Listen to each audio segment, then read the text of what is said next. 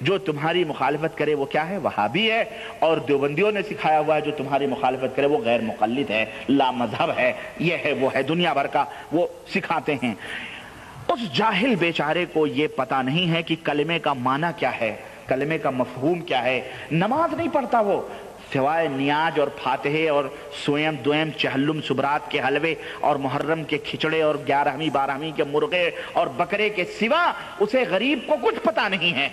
لیکن اتنا ضرور اسے نماز کیسے پڑھا جائے، صف میں کیسے کھڑا ہو جائے، اور جو ہے سجدے میں کیا پڑھا جائے، بین السجدتین کیا پڑھا جائے، ایمان کے ارکان کتنے ہیں، اسلام کے ارکان کتنے ہیں، اس کا کوئی پتہ ہمارے یہاں کے ان 70% ملانے نہیں دیتے ہیں. البتہ اگر اس کے سامنے آج آپ ایک جاہل ہے تیجے اور فاتحے کی مخالفت کر دیں، آپ کو نیچے سے اوپر تک ناپ لے گا وہ اپنی نظروں میں، کہے گا یار مجھے لگتا ہے کہ تم وہابی ہو چکے ہو. ہاں کیا ہو چکے ہو؟ اللہ، مجھے حیرت ہوتی ہے، اسے اپنے نبی کا نام نہیں معلوم، نبی صلی اللہ علیہ وسلم کب پیدا ہوئے یہ نہیں معلوم، اللہ کے نبی نے نماز کیسے پڑھی یہ نہیں معلوم. اور تو اور چھوڑو، لا الہ الا اللہ صحیح ڈھنگ سے پڑھنا نہیں آتا، اسے لا الہ الا اللہ کا معنی اور مطلب نہیں معلوم، اسے محمد الرسول اللہ کا معنی اور مطلب نہیں معلوم، اسے ارکان اسلام نہیں معلوم، اسے ارکان ایمان نہیں معلوم، روزہ کن کن چیزوں سے ٹوٹتا ہے یہ نہیں معلوم. لیکن اتنا اسے ضرور معلوم ہے کہ یہ جو فاتحہ اور 11ویں کی مخالفت کرے وہ کون ہے؟ وہابی ہے، وہ وہابی ہے. یہ اس کو پتا ہے، اس کو پتا ہے. ہاتھ سینے پہ باندھے وہابی ہے، رفع دین کرے وہابی ہے. یہ نشانیاں ان کے ذہنوں میں بٹھا دی گئی ہیں، ان غریب بیچارے مسلمانوں کے ذہنوں میں. ان کی عورتیں سینے پہ ہاتھ باندھیں وہ وہابن نہ کہلائیں، وہ وہابن. اللہ، ان کے گھروں میں ہمارے ڈیلیگیٹ موجود ہیں بھائی، ہاں ہمارے نمائندے، اور میں کہتا ہوں تم ووٹ ڈلوا لو اپنے گھروں میں سینے کے اوپر ہاتھ باندھنے کے، ہم جیتیں گے. تمہاری بیوی، تمہاری بہن، تمہاری بہو، تمہاری ماں ضرور ہوگی، تمہاری اپنی ہوگی. لیکن جب ہم کہیں گے بی بی سینے پہ نیت باندھنے کے لیے ووٹ کس کو دو گی، تو ہم وہابیوں ہی کو ووٹ ملے گا انشاءاللہ. ملے گا کہ نہیں ملے گا؟ کہے گی تو شوہر ہے تو ٹھیک ہے، تو میرا باپ ہے تو ٹھیک ہے، تو میرا بھائی ہے تو ٹھیک ہے، لیکن سینے پہ نیت باندھنے کے لیے ووٹ تو میں راج ربانی ہی کے کھاتے میں ڈالوں گی. کیوں؟ اس لیے کہ سینے پہ ہمارے نبی نے ووٹ باندھا. دیکھیں آپ، ہمارے ڈیلیگیٹ الحمدللہ نمائندے ان کے گھر گھر میں موجود ہیں الحمدللہ. وقت آئے گا، ایک انقلاب آئے گا اور نبی کی سنتیں اسی طرح زندہ ہوں گی، اسی طرح زندہ ہوں گی انشاءاللہ. ٹھیک ہے، تو عرض کر رہا تھا میں کہ میرے عزیز اس طرح سے سکھلایا ہوا ہے، اس لیے بتلایا ہوا ہے. ان بیچاروں کو صحیح ڈھنگ سے پتا نہیں ہے دین کیا ہے، اسلام کیا ہے، لیکن یہ ضرور معلوم ہے کہ وہابی کون ہے، یہ کون ہے. اعوذ باللہ. میرے عزیزو، آؤ نبی کریم صلی اللہ علیہ وسلم کے سنت کے تعلق سے، سنت کس کو کہتے ہیں، اللہ کے نبی کی محبت کا مطلب کیا ہے، نہایت ہی اختصار کے ساتھ میں آپ کی خدمت میں عرض کروں، اور اس کے بعد میں اپنے موضوع کی وضاحت کروں. آپ جانتے ہیں کہ اللہ کے رسول صلی اللہ علیہ وسلم کو اس دنیا میں کیوں بھیجا گیا؟ اس دنیا میں اسی لیے نبی کریم کو بھیجا گیا تاکہ شرک کا خاتمہ ہو، اور وہ بدعات جو دین کے نام پر پچھلے زمانے سے چلے آ رہے تھے ان کا خاتمہ ہو، نبی کی سنت کا نظام نافذ ہو، اللہ کا قانون نافذ ہو، توحید کا غلغلہ ہو، اور سنت رسول صلی اللہ علیہ وسلم کی چھاؤں میں لوگ زندگی بسر کریں. اللہ وحدہ لا شریک نے اسی لیے قرآن کریم میں فرمایا کہ من یطع الرسول فقد اطاع اللہ، جس نے رسول کی اطاعت کی اس نے در حقیقت اللہ کی اطاعت کی. جس نے رسول کی اطاعت کی اس نے در حقیقت کس کی اطاعت اور پیروی کی؟ اللہ کی اطاعت. یہ مقام ہے محمد الرسول اللہ صلی اللہ علیہ وسلم کی سنتوں پہ عمل کرنے کا، کہ نبی کی سنتوں پر چلو گے تو در حقیقت کس کی اطاعت اور کس کی راہوں پر تم رہو گے؟ اللہ وحدہ لا شریک کی راہوں پہ تم رہو گے. ومن تولی اللہ نے فرمایا اور جو منہ پھیر لے گا فما ارسلناک علیہم حفیظا، تو اے نبی ہم نے آپ کو ان لوگوں کے اوپر نگراں نہیں بنایا ہے، چھوڑ دیں ان کو، منہ پھیر رہے ہیں، یہاں منہ پھیر رہے ہیں تو کل آخرت کے اندر بھی ہم ان سے منہ پھیر لیں گے۔ اسی طرح سے اللہ تبارک و تعالیٰ نے اپنے نبی کے بھیجنے کا مقصد قرآن کریم میں بیان فرمایا، هو الذي ارسل رسوله بالهدى ودين الحق ليظهره على الدين كله۔ اللہ نے فرمایا کہ ہم نے رسول کو بھیجا اور دین حق دے کر کے بھیجا، عمل صالح دے کر کے بھیجا، دین دے کر کے بھیجا، تاکہ تمام دینوں کے اوپر اس دین اسلام کو غالب کریں، تاکہ تمام لیظہروا علی الدین کلہ، تمام دین ختم ہو جائیں اور صرف ایک دین باقی رہے جو محمد الرسول اللہ صلی اللہ علیہ وسلم لے کر کے آئے ہیں۔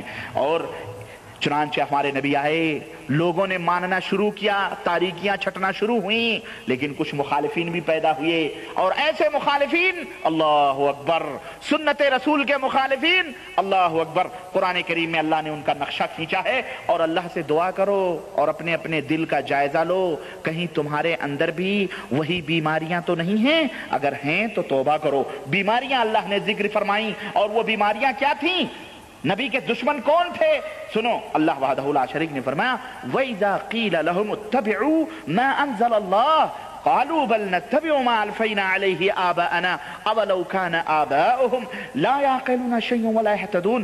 سورہ بقرہ آیت نمبر 170۔ اللہ نے فرمایا کہ جب نبی نے دعوت پیش کی، توحید کی، سنت کی، اور ان کے سامنے کہا کہ آؤ ہم ان باتوں کو مانیں، ان باتوں کو لیں، ان باتوں کی اتباع اور پیروی کریں جن باتوں کو اللہ نے نازل فرمایا ہے، جن باتوں کا ثبوت اللہ نے پیش کیا ہے، جن باتوں کی تعلیم اللہ نے دی ہے، آؤ ان کو مانیں۔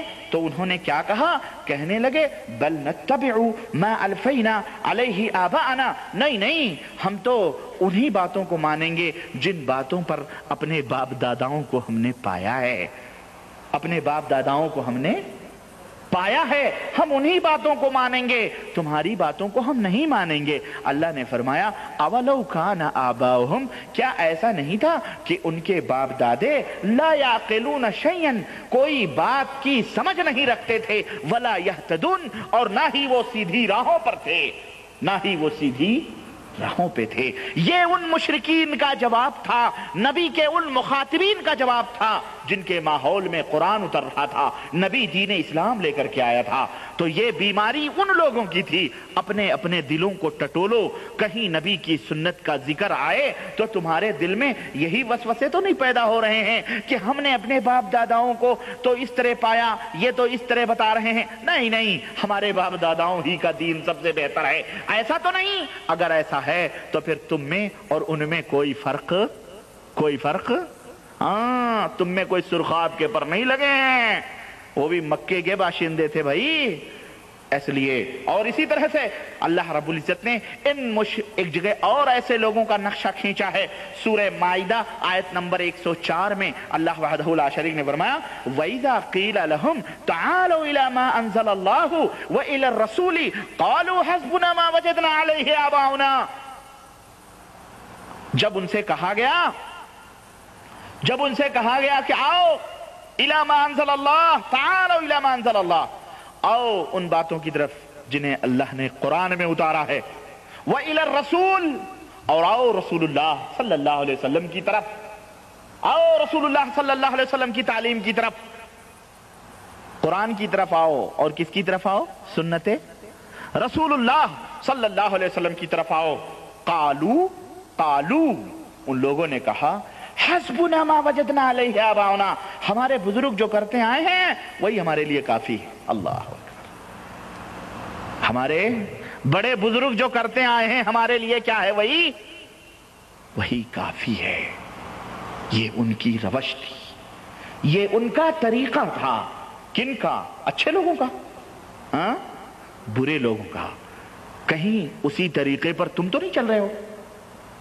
ہماری مائیں بہنیں، ہماری بہو بیٹیاں، ہمارے بھائی، ہمارے بزرگ اسی طریقے پہ تو نہیں چل رہے ہیں؟ اپنے اپنے دلوں کو ٹٹولو، اگر وہ طریقہ ہے تو پھر جہنم کا طریقہ ہے، وہ روش ہے تو پھر جہنم کی روش ہے وہ۔ وہ اسلام کی روش نہیں ہے۔ اسلام کی روش کیا ہے؟ اللہ اکبر، اسلام کی روش کچھ اور ہے۔ اللہ وحدہ لا شریک نے بیان فرمایا اسلام کی روش کیا ہے اور اسلام کے ماننے والے کیا کہتے ہیں۔ اللہ تبارک و تعالیٰ نے سورہ نور میں فرمایا کیا کہ جو اسلام کی روش پہ ہیں، صحیح لوگ ہیں، وہ کون ہیں؟ انما کانا، سورہ نور آیت نمبر 52 5 یعنی 52۔ اللہ تبارک و تعالیٰ نے فرمایا، اور جا کے قرآن میں دیکھو، جا کے قرآن میں اس کو دیکھو، ان آیتوں کو نوٹ کر کے کہ اس کی تفسیر کیا ہے۔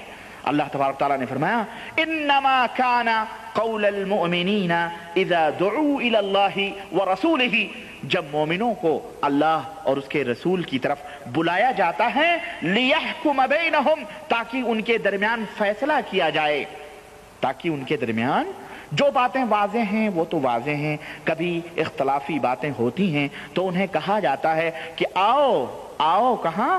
قرآن و سنت کی طرف آؤ تاکہ فیصلہ ہو جائے۔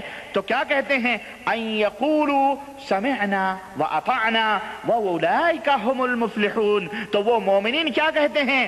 ہم نے سنا، ہم اس کی اطاعت اور پیروی کرنے کے لیے اپنے سروں کو جھکاتے ہیں، اللہ اور اس کے رسول کا فیصلہ ہمارے سر آنکھوں پہ ہوتا ہے۔ اللہ نے فرمایا اولئک هم المفلحون، وہی لوگ فلاح پانے والے ہیں، وہی لوگ کامیاب ہونے والے ہیں، وہی لوگ فوز و فلاح سے ہمکنار ہونے والے ہیں۔ اللہ نے فرمایا ومن یطع اللہ ورسولہ ویخشى اللہ ویتقہ فاولئک هم الفائزون، تو جو لوگ اللہ کی اطاعت کرتے ہیں، رسول کی اطاعت کرتے ہیں اور اللہ کا ڈر اپنے سینوں میں رکھتے ہیں، پرہیزگاری اختیار کرتے ہیں، اولئک هم الفائزون، وہی لوگ کامیاب ہونے والے ہیں۔ آخرت کے دن وہی لوگ دنیا میں بھی اور آخرت میں بھی کامیاب ہونے والے ہیں۔ سورہ نور آیت نمبر 52۔ تو یہ ہے مومنین کا قول، یہ ہے مومنوں کا طریقہ، اور پہلے جو بتلایا وہ کس کا طریقہ ہے؟ کافروں اور مشرکوں کا طریقہ ہے کہ جب انہیں اللہ رسول کی طرف بلایا جاتا ہے کہتے ہیں حسبنا ما وجدنا علیہ آبانا، ہم نے باپ داداؤں کی طرف پایا ہے۔ میرے